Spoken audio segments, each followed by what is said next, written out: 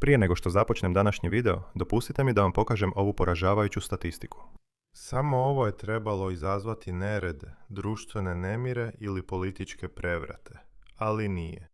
To vam samo pokazuje koliko smo postali sebični kao pojedinci, koliko pažnje posvećujemo društvenom inženjeringu oko nas. Pogledajte ove zemlje s najviše uhićenja zbog komentara na internetu. Dobro, Ujedinjeno Kraljevstvo, 12.183 koljevka demokracije, a neki bi rekli i slobode govora na mjestima poput Speaker's Cornera i Tuti Akije, kada su ga ispitivali Marco Rubio ili J.D. Vance. Što mislite o ovome? I taj bezobrazni Tuti Akija je rekao, mi smo jako ponosni na to, mi smo jako ponosni na to. We are very proud of Slobodu govora u našoj zemlji. To je stanje slobode govora u Ujedinjenom Kraljevstvu. I Njemačka se također našla na popisu, jer Njemačka bi trebala biti zapadna liberalna demokracija. Ali pogledajte to.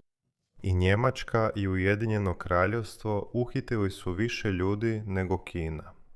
U autoritarnoj zemlji od 1 milijardu ljudi. Mogli su izabrati samo 1500 ljudi iz zemlje od 1 milijardu stanovnika. To ne znači samo da Ujedinjeno Kraljevstvo ima manje slobode govora nego Kina i Rusija. To znači da su Britanci navikli koristiti slobodu govora. U redu. Zato što smo zapadna liberalna demokracija, možemo dijeliti svoje razmišljanja o onome što se događa u našim zemljama. U redu, možemo. Ako vidim da se moj kvart pretvara u ovako nešto, oprosti. Mislim, bit će kako bude. Pogledaj ovo. Ako ovo vidim, imam pravo govoriti o tome. U redu. Ovo je Birmingham. Pogledaj ovo. Meni je dopušteno reći da je ovo rupa. Ne želim Birmingham. Ne želim. Dobro, pa ja nisam Britanac. Nisam državljanin Ujedinjenog Kraljevstva. Dakle, ali ako se ovo dogodilo Australiji, žao mi je. Ne želim da Australija ovako izgleda. Ne želim to. I zbog toga što to kažem, ne zaslužujem biti uhićen. U Rusiji možete biti uhićeni ako Putinov rat protiv Ukrajine nazovete ratom umjesto posebnom vojnom operacijom. Dakle da, ne kažem da je Ujedinjeno Kraljevstvo manje slobodno od Rusije i Kine, ali ono što govorim je da standardi slobode govora u Ujedinjenom Kraljevstvu strmoglavo padaju. Dopustite mi da vam dam nekoliko primjera. Pogledajte neke od ovih videa. Ako se usudite napisati na društvenim mrežama, kršćani se moraju zauzeti. Zapravo to stalno govorim. Kršćani, trebate, znate, sići s tog svog miroljubivog pjedestala. Morate se zauzeti. Morate se izjednačiti. Morate se izjednačiti s muslimanima. U redu. Pozdrav, moje ime je Sean, ja sam viši medicinski tehničar, radim za NHS. Ime i broj, molim te, prijatelju. Da, policajac Green, mislim da je Robert također u tome. John J. P. Turner, policijska postaja Hastings. Hvala. 959. O čemu se radi onda? Samo ću se pobrinuti da sve zabilježimo. Da? Ne? U redu je. Samo nekoliko razloga za zabrinutost. Trenutno smrdi, oprosti. Što? To nije mop. Samo pokupi sve. Prekasno je. Kako mu je ime? Faust, pa zašto si danas ovdje? Ne, svi možete sjesti. Nije problem.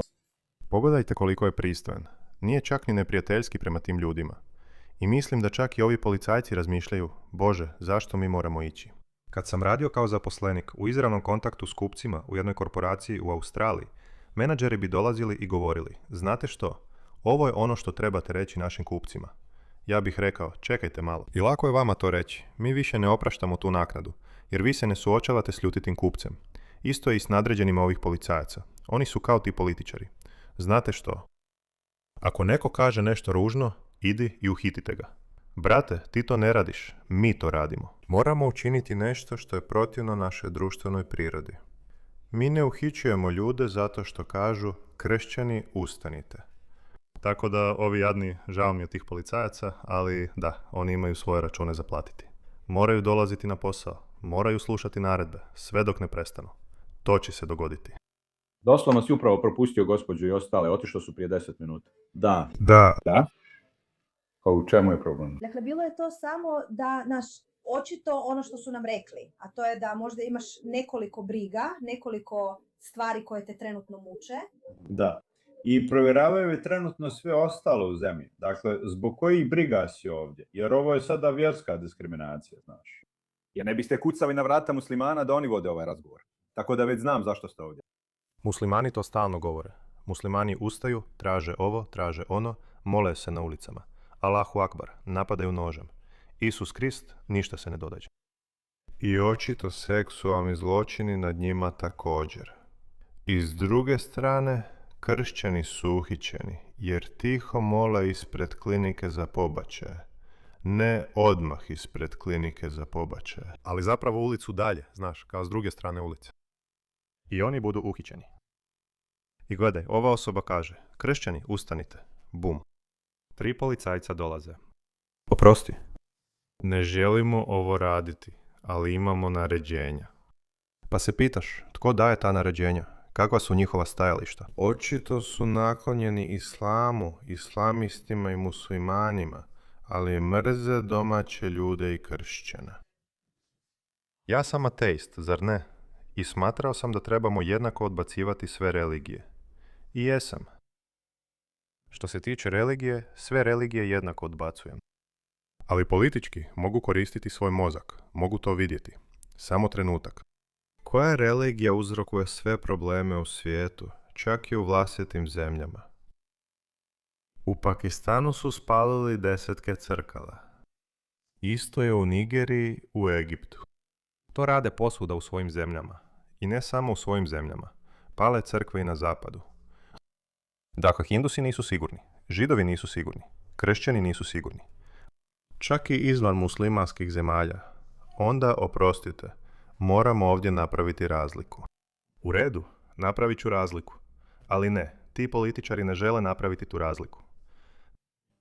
Zapravo, ili umjesto toga, oni zapravo još više napadaju žrtve islama. Objasnite mi to. Igraju se s vatrom ljudi. Dakle, ovo je. Zašto misliš da smo ovdje? Ne znam. Što ti je svećenik rekao? Samo su ljudi izrazili zabrinutost zbog tvojih stavova.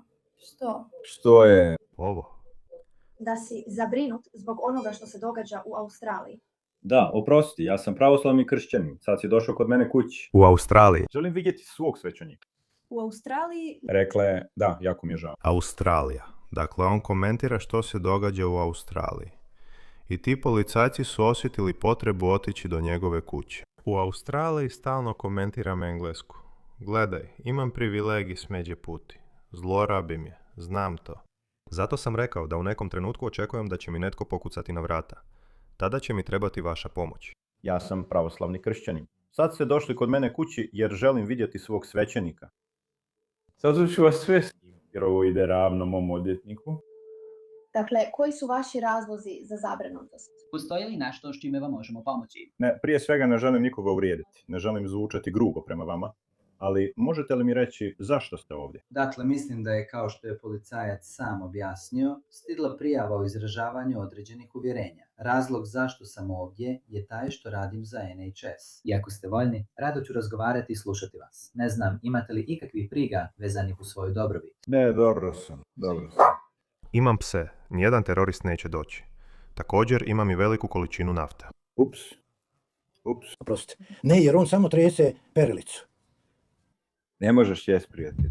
Dakle, koliko ja razumijem, sada nisam policajac. Ja sam medicinski tehničar, tako da koliko ja razumijem. Dakle, zato što sam postavio pitanje o tome zašto crkva ne djeluje u ime kršćana, sada dolazite ovdje sa psihijatrijskim tehničarima, pretpostavljajući da sam neki desničarski luđak.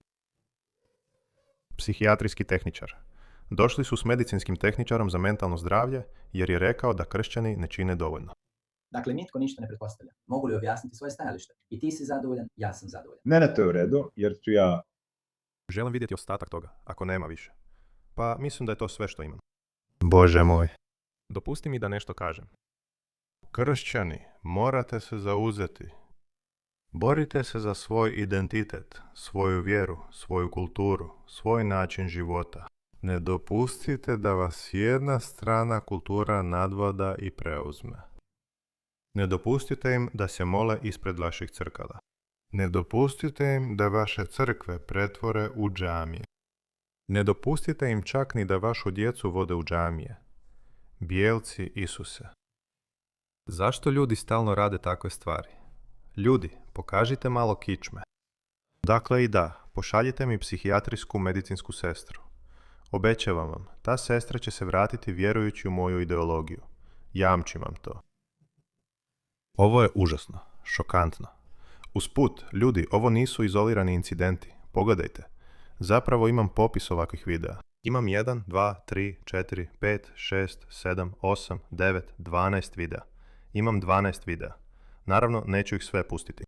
Možda ću ih pustiti neki drugi put. Ali pogledajte ovo.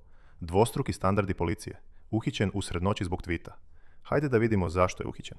Opet Ujedinjeno Kraljevstvo. Sad mi vodite. Da, dakle, uhićeni ste, nažalost, idete u Harrogate. Vodite me Harrogate usred noći zbog tvita. Jesam, funkcija. Je li ovo razlog zbog kojeg ste se prijavili u policiju? Da udovoljavate, da radite ovakve stvari? Ova moja uloga. Pokušavam biti razuman, to je ovdje. Dakle, registriran je kao policajac, ali ovo je Ujedinjeno Kraljevstvo. Noću dolaze u kuću ovog čovjeka da ga odvedu zbog tvita koji je objavio. Koliko često ovo vidite na Sky Newsu ili BBC-u, da ovaj čovjek nije to snimio i da javnost nije podijelila, vjerojatno ne biste ni znali da se ovo događa. Ali nastavit ćemo dalje. Statistika koju sam vam ranije pokazao nije samo nasumičan broj. 12.183. Ovaj čovjek je jedan od tih ljudi. Ako želite pokupiti neke stvari, poput lijekova, rado ću vam to dopustiti. Ako imate neke brojeve koji su vam potrebni. Ali trenutno. Pridružio si se policiji da bi išao i hapsio ljude noću zbog tweetova na internetu. Trebaš li kakve lekove? Ne mogu zamisliti da ćeš biti dugo unutra, ali trebaš li kakve lekove koje uzimaš na večer? Ne. Trebaš li još nešto što ti pada na pamet, novčanik? Novčanik. Želiš li promijeniti cipele ili što? Htio bih obuti cipela ako ti to ne smeta. Dostojanstvo. Da. Aj. Ne vidim muslimane unatoč tome što stalno izazivaju bijes i govore grozne stvari. Oni nikada ne dobiju posjetu od tih ljudi. Nešto je ozbiljno pokvareno u zapadnoj kulturi. Ovo je kulturna stvar. Nije čak ni stvar zakona ili nečeg sličnog. To je kulturni problem. U nekom trenutku u britanskoj kulturi mislili su da je u redu još više pritiskati domaće ljude kako bi napravili mjesta za strance. Ovdje ćemo vas pretražiti. Moramo to preokrenuti. Da, samo da budemo sigurni da nema ništa u tvojim džepovima čime bi si mogao nauditi dok te prevozimo u kombiju. To ćemo napraviti ovdje. Nešto slično kao što je napravio Hermann Göring. Cijelo vrijeme, od trenutka kad je uhićen do dana pogubljenja, imao je cijanid kod sebe. Tako da ga je tada uzeo. Nitko ne zna gdje je, kako je to sakrio. Možda su ga pretražili ili nešto slično, ali u svakom slučaju to je svrha toga. Obično to rade, da budu sigurni da nema ništa kod sebe. Radije unutra nego vani, tako da svi tvoji susjedi ne dignu u frku. Kažeš, razumiješ da ću dignuti najveću moguću frku oko Free Speech Uniona? Apsolutno. Ali vi samo radite svoj posao, očito. Ali vi ste, zaustavit ću ovdje, isto tako. Vidite kako je spomenuo susjede, da ne pravite buku da susjedi ne vide. To je ista taktika koju su koristili u Sovjetskom savezu krajem 1930-ih, kada bi ulazili u kuće noću, usred noći, kako bi odvodili ljude, možda zato što su malo previše otvoreno kritizirali državu. Čak ni to, ljudi će izravnavati račune. Ne sviđa ti se? Hej, čuo sam ga kako govori nešto loše o drugu Staljinu. I NKVD bi se pojavio na tvojim vratima i to je to. Ljudi su prestali nositi u Sovjetskom savezu.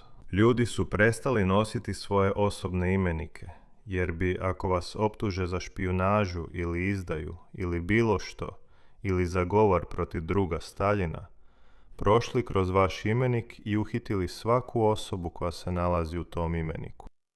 Toliko je loše to nekad bilo. Oprostite, nije. Ne znam. Ako ovo ne zaustavimo, to bi mogla biti vaša budućnost. Jer tiranija nestaje dečki na tome da im kažu da šute i oni sad šute. To je to. Ništa ne ostaje isto. Društva su stalno u pokretu. Ili evoluiraju ili nazaduju. A Ujedinjeno Kraljevstvo očito jasno nazaduje. I cijeli zapad uglavnom nazaduje. Neke zemlje se opiru, ali ne opiru se dovoljno. Oni će to učiniti noću, kako susjedi ne bi vidjeli, tako da kad dođe jutro, kao da se ništa nije dogodilo. Dakle da, gledajte, imam toliko ovih videa. Ali nemojte ovo zaboraviti, dečki. Nemojte ovo zaboraviti. Obratite pažnju. Nemojte dopustiti da ovo postane nova norma. Britanci, vi ste izmislili mnogo stvari. Bez Britanije svijet ne bi bio ovakav kakav jest. U redu. Čak i vaši mrzitelji, ljudi koji mrze Britaniju, njihovi su životi promijenjeni britanskom filozofijom, tehnologijom, znanošću, kulturnim izvozom, ukidanjem ropstva. Britanija ima mnogo pozitivnih doprinosa i jedan od tih pozitivnih doprinosa je sloboda govora. Ali pogledajte što se događa. Molim vas, borite se za to. Nemojte dopustiti da to propadne zbog nekih srednjovjekovnih barbara i korumpiranih političara.